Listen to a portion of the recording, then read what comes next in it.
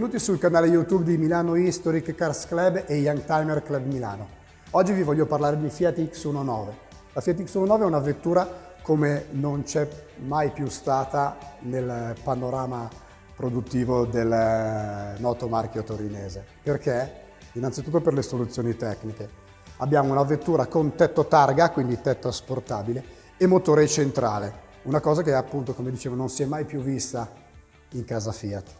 L'altra particolare è questa linea assolutamente rivoluzionaria e il fatto che questa vettura fosse quasi una fuoriserie. Il design è quello di Marcello Gandini, che è in forza a Bertone, che poi si occupò di tutta la progettazione e la realizzazione di questa vettura. Gandini ci regalava in quei periodi degli assoluti capolavori come la Miura o anche, per gli amici lancisti, la Lancia Stratos. La Lancia Stratos con la quale Fiat X19 condivide delle parti di progettazione simili, in quanto l'architettura tecnica, meccanica è la stessa. Abbiamo sempre una vettura con motore centrale e trazione sulle ruote posteriori e anche delle soluzioni estetiche. Le maniglie apriporta di Fiat X19, ad esempio, sono le stesse della Lancia Stratos, che ricordiamo, Lancia Stratos è quella che dopo Lancia Fulvia ha regalato agli appassionati italiani e lancisti delle vittorie di rally che poi hanno portato ad un palmarès eccezionale. Ma torniamo a Fiat X19. Come dicevo all'inizio, è una piccola fuoriserie. Perché? Perché di quello che è la grossa produzione di serie, qui sul Fiat X19 abbiamo fondamentalmente il motore e il cambio, che sono quelli dei 128.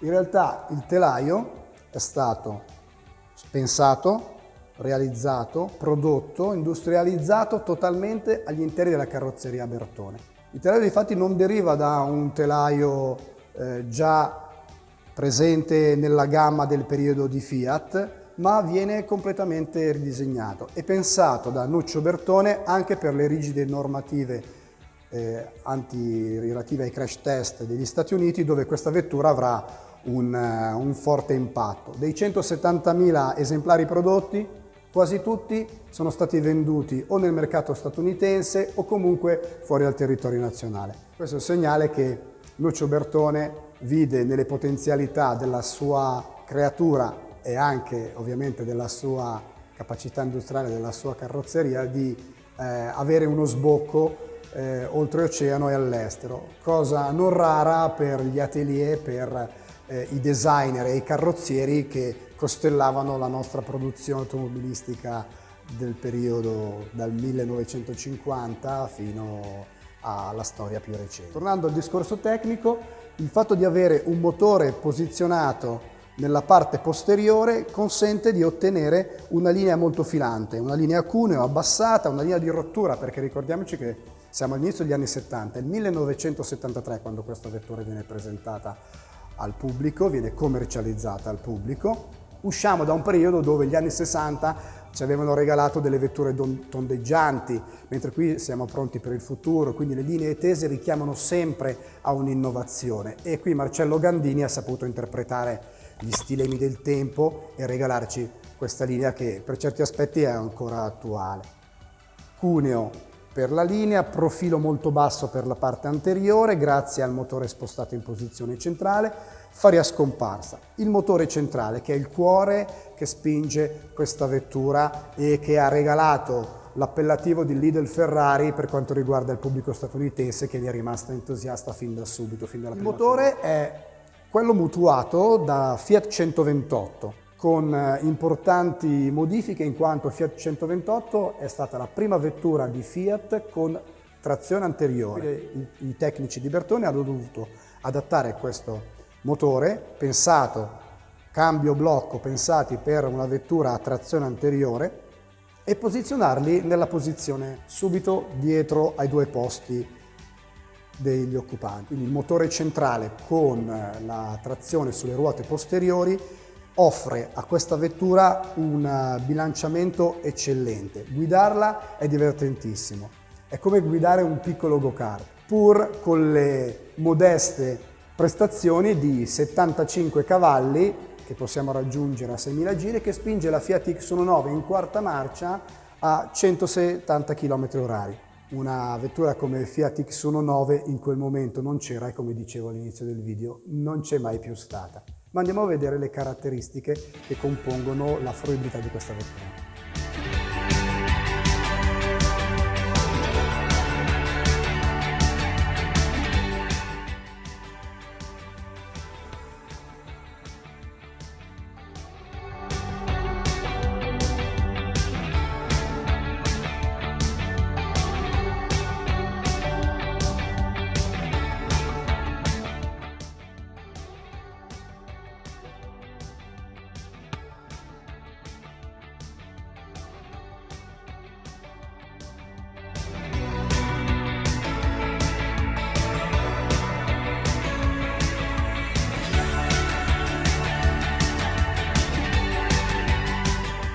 Aprendo la porta del conducente si accedono alle due maniglie che consentono di aprire i due vani posteriori.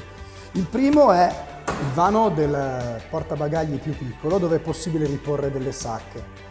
Bertone non ci faceva mancare niente, nella linea accessori di Fiat, quindi negli accessori che si potevano comprare per impreziosire l'auto, esistevano delle sacche sportive per poter riporre i bagagli. Questo è un vezzo tipico delle vetture fuoriserie, delle vetture d'alto rango. Qui Bertone voleva sottolineare la vocazione sportiva della sua piccola Fiat.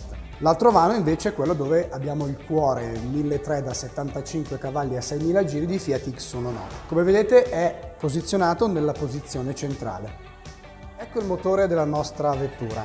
La vettura viene spinta grazie a questo propulsore a 170 km/h grazie ai suoi 880 kg di peso a vuoto con il motore 1300 con un carburatore Weber a doppio corpo. Possiamo osservare sulla parte destra del teleschermo il carter dove sotto esiste la distribuzione che ha un comando a cinghia. È interessante la puleggia della distribuzione perché è una puleggia in materiale plastico brevettata da un'azienda di Milano e riporta una boccola in metallo che consente di calettare con un bullone passante la puleggia della distribuzione all'albero a cambio. Questo è l'interno della nostra Fiat X19.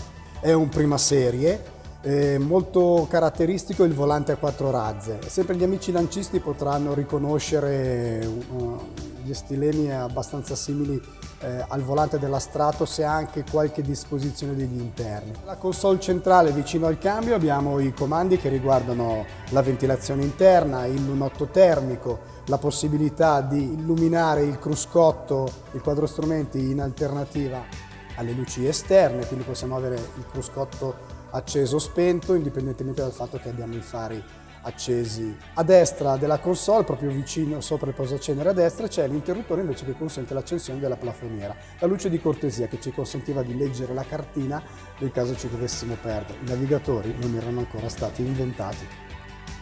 Il vano anteriore invece si apre grazie a una maniglia che è custodita all'interno del cassetto portaoggetti all'interno dell'abitacolo.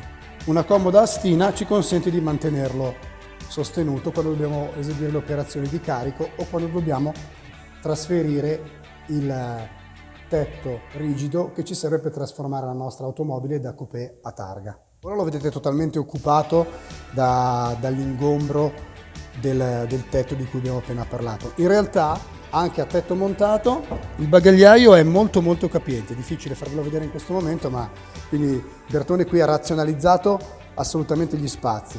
Un vano portabagagli anteriore importante dove è possibile riporre il tetto rigido quando vogliamo usare la nostra Fiat X19 in versione estiva senza comprometterne la capacità di carico, e che abbiamo visto poco fa anche un altro vano bagagli più facilmente accessibile per i piccoli pacchi da utilizzare nella vita di tutti i giorni. Un'altra caratteristica di Bertone è quella di punzonare sulla targhetta omologativa il codice colore della carrozzeria esterna.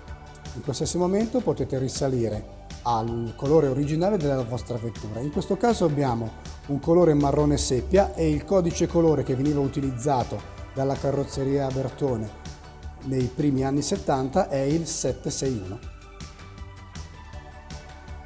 E questa è Fiat X19, una vettura targa, fari a scomparsa, motore centrale, trazione posteriore, ottima distribuzione dei pesi, insomma una vera piccola sportiva che vale la pena mettere in garage per tutti gli appassionati di vetture storiche. E per gli appassionati di vetture storiche vi ricordo Milano Historic Cars Club e Young Timer Club Milano.